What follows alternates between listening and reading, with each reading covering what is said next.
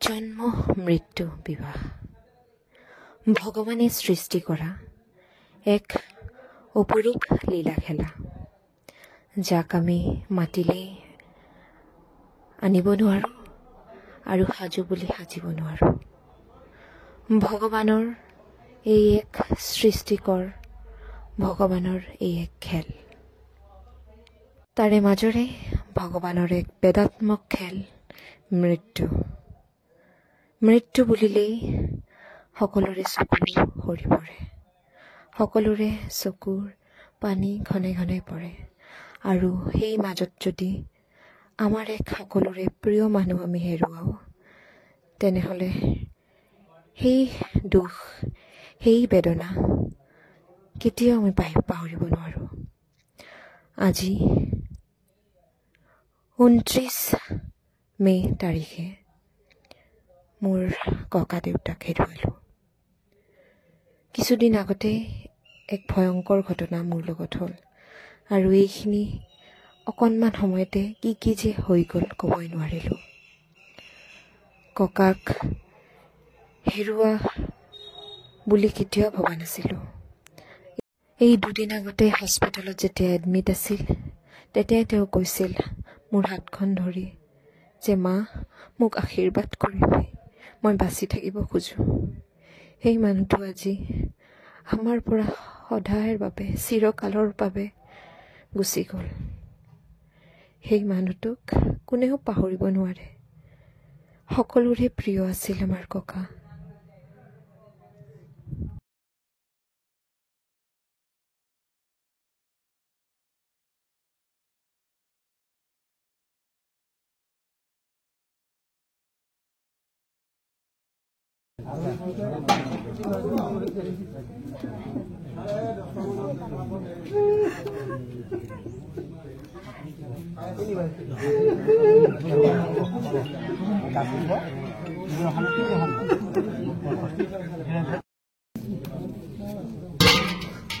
তোমাৰ পাছত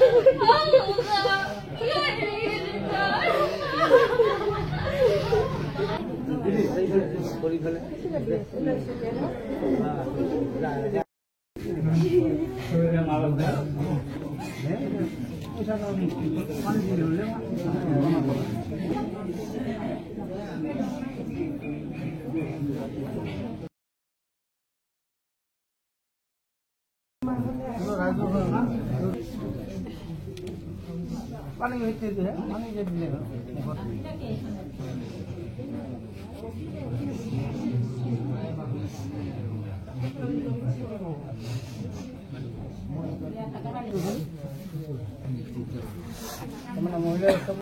তেওঁৰ মৃতদেহক শ্ৰদ্ধাঞ্জলি জনাব সকলোৱে আহি উপস্থিত হৈছিল। তেওঁৰ জ্যেষ্ঠ বন্ধুবৰ্গসকল, তেওঁ বহুতো আৰু বিভিন্ন সমাজৰ লগত জড়িত হৈ থকা তাৰে কমিটি মেম্বাৰ্ছসকল, গাঁৱৰ সকলো বিষয়ববীয়া আহিছিল, আৰু লগতে আহিছিল আমাৰ ঈশ্বৰীয় বিশ্ববিদ্যালয়ৰ পৰিচালক সকলে।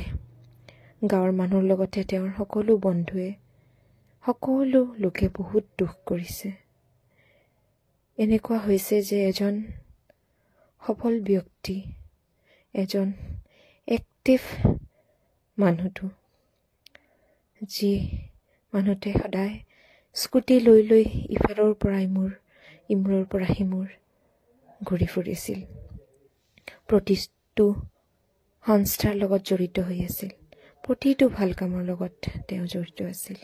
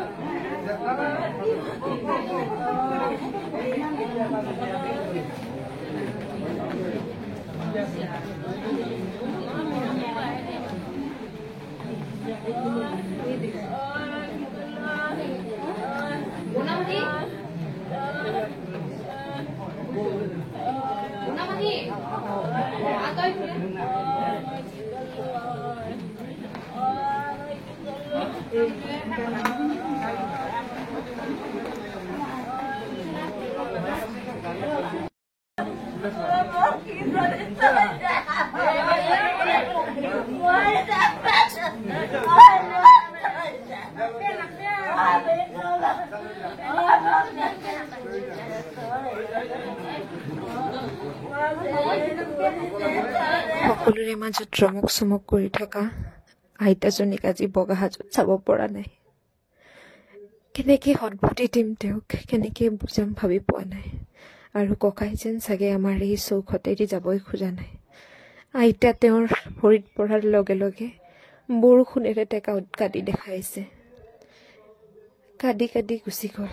আৰু এই কি চমৎকাৰ আপোনালোকে চাওক, তেওঁক এইখনত তোলাৰ লগে লগে যেন তেওঁৰ মুখত এজাক ব্ৰাইটকৈ এজাক ৰ'দ, পটককৈ এজাক ৰ'দ পৰিলে যেন সকলোকে তেওঁ বিদায় দিছে। মুহূৰ্তটো এনেকুৱা দুখাত্মক যেন শব্দৰে আমি বুজাব নোৱাৰোঁ। বিশ্ববিদ্যালয়ৰ লগতো জড়িত আছিল, সেইকাৰণে তেখেতক বিষয়ে দুই এষাৰ কোৱাৰ কাৰণে ঈশ্বৰীয় বিশ্ববিদ্যালয়ৰ কৰ্তৃপক্ষক মই অনুৰোধ জনাইছোঁ। তেখেতে আমাৰ ঈশ্বৰ বিশ্ববিদ্যালয়ৰ লগত 2010 পৰাই ওতঃপ্ৰোতভাৱে জড়িত আছিলে। আমাৰ অনুষ্ঠানতো যেনেকৈ মঠ মন্দিৰত সহযোগ দিছে, আমাকো বহুত সহযোগ দিছিলে। তেখেতে আমাৰ লগত জ্ঞান যোগ মেডিটেশ্যন কৰিছিলে। সেইকাৰণে আমি তেখেতৰ আত্মাৰ পৰা শান্তিৰ কাৰণে আত্মাটো প্ৰকৃতি আগৰজনে কৈছে প্ৰকৃতিৰ পৰা ওলাই গৈছে, কিন্তু আকৌ প্ৰকৃতিতে আহিব।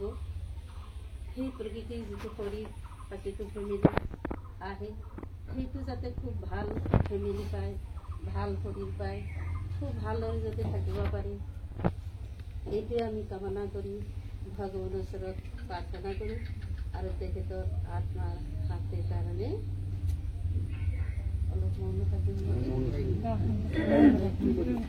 এতিয়া আমি সকলোৱে 1 মিনিট সময় আত্মাৰ সদ্গতিৰ কাৰণে প্ৰাৰ্থনা জনাম। সকলোৱে 1 মিনিট সময় মনতা কৰিম।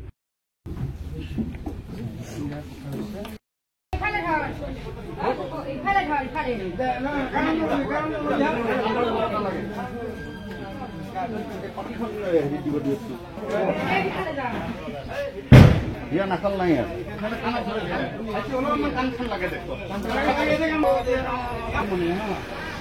ইয়াৰ পৰা ক্লাবলৈকে যাম।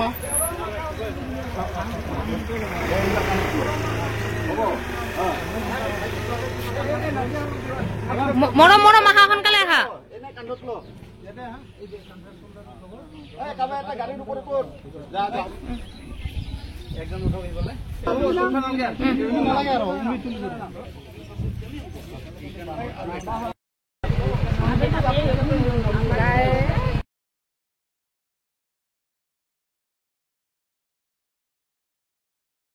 অন্তিমবাৰৰ বাবে ককাৰ প্ৰিয় স্থান দেউৰীপাৰা শিৱ মন্দিৰ, য'ত ককা ৰাতি হওক দিন হওক আহি ইয়াতে কিছু সময় বহিছিল। ইয়াতে সকলোৰে লগত গল্প ডিছকাশ্যনৰ মাজত এই মন্দিৰ উজ্বলাই তুলিছিল। আৰু অন্তিমবাৰৰ বাবে আজি সকলোৱে ইয়াতে গোট খাই ককাৰ আত্মা যেন চিৰশান্তি লাভ কৰে বৈকুণ্ঠত, সেয়াৰে কামনা লৈ দেউৰীপাৰা ৰঙালী বিহু সন্মিলনী, লগতে দেউৰীপাৰা শিৱ মন্দিৰ কমিটি, তৰুণ সংঘ, লগতে দেউৰীপাৰা ফুটবল কমিটি, লগতে পুৰাণী বঙাইগাঁও ক্ৰীড়া সংস্থা সকলোৰে বিষয়ববীয়াহঁত আহি গোট খাই তেওঁক অতি শ্ৰদ্ধাৰে অতি মৰমেৰে তেওঁৰ বিদায় পৰ্ব আয়োজন কৰিছিল।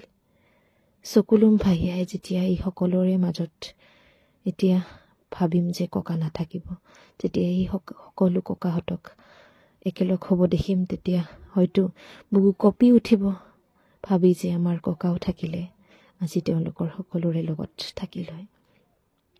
যিকেই নহওক, কপালৰ লিখনি ভগৱানৰ বাদে আমি কোনেও লিখিব নোৱাৰোঁ। সেই চিন্তাৰে আৰু মনত শক্তি লৈ আজি ককাক আমি হাঁহি মুখে বিদায় দিব লৈছোঁ। আৰু ইয়াতেও ককা হেনো সকলোকে কান্দি দেখুৱাল বতৰৰ জৰিয়তে। যেতিয়াই তেওঁক আকৌ উঠাই লৈ যাব ধৰিল, তেওঁ বৰষুণ আহিব ধৰিল। এয়া শ্মশানৰ কিছু দৃশ্য। অন্তিমবাৰৰ বাবে তেওঁক সকলোৱে স্পৰ্শ কৰি তেওঁৰ আত্মাৰ শান্তিৰ বাবে কামনা কৰি তেওঁৰ মৃতদেহ উজ্জ্বল কৰি আকাশত তেওঁৰ আত্মা যেন বৈকুণ্ঠত যায় তাৰে কামনা কৰি মৃতদেহত অগ্নি পৰিধান কৰিছে।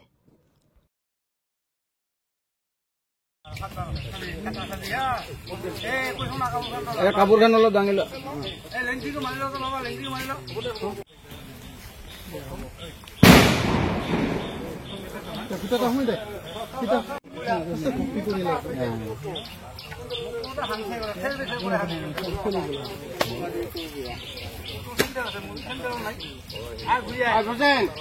অলপ ইফালে